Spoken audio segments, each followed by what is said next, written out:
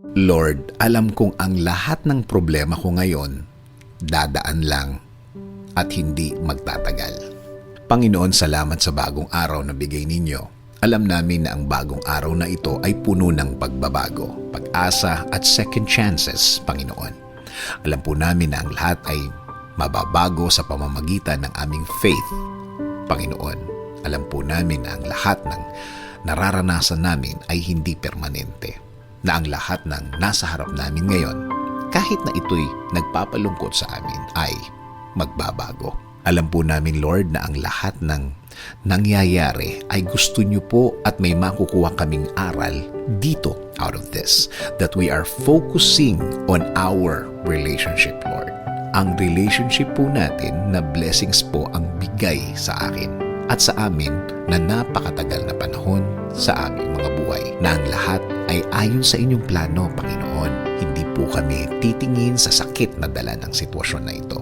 Hindi po kami sa sakit magfo-focus, Panginoon.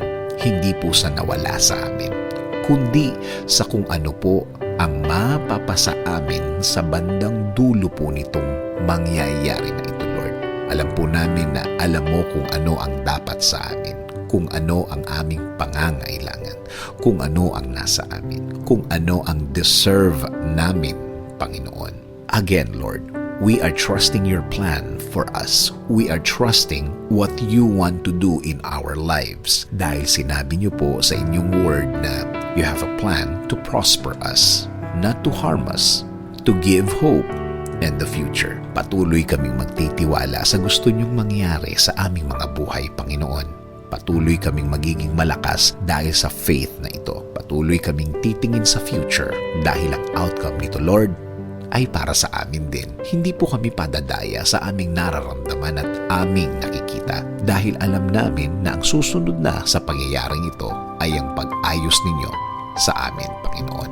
Ang pag-ayos ninyo ng magulo sa aming mga buhay, pag-ayos at pag-alis nyo ng mga bagay, pangyayari at minsan tao na hindi makakatulong sa amin, Panginoon. Kaya patuloy kaming kakapit sa inyo, Panginoon. Patuloy kaming tutuon sa inyo. Patuloy kaming sasailalim sa inyong kapangyarihan at pagmamahal. Kayo na rin, Panginoon, ang bahala sa aming mga pamilya. Kayo na rin po ang mag-provide at mag-bless sa kanila, Panginoon. Please be with them also. Panginoon, dasal din po namin na i-bless niyo po ang aming bayan.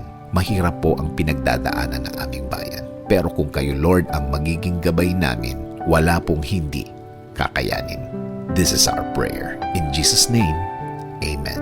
Sabi nga sa Jeremiah 29:11, "For I know the plans I have for you, declares the Lord, plans for welfare and not for evil, to give you a future and the hope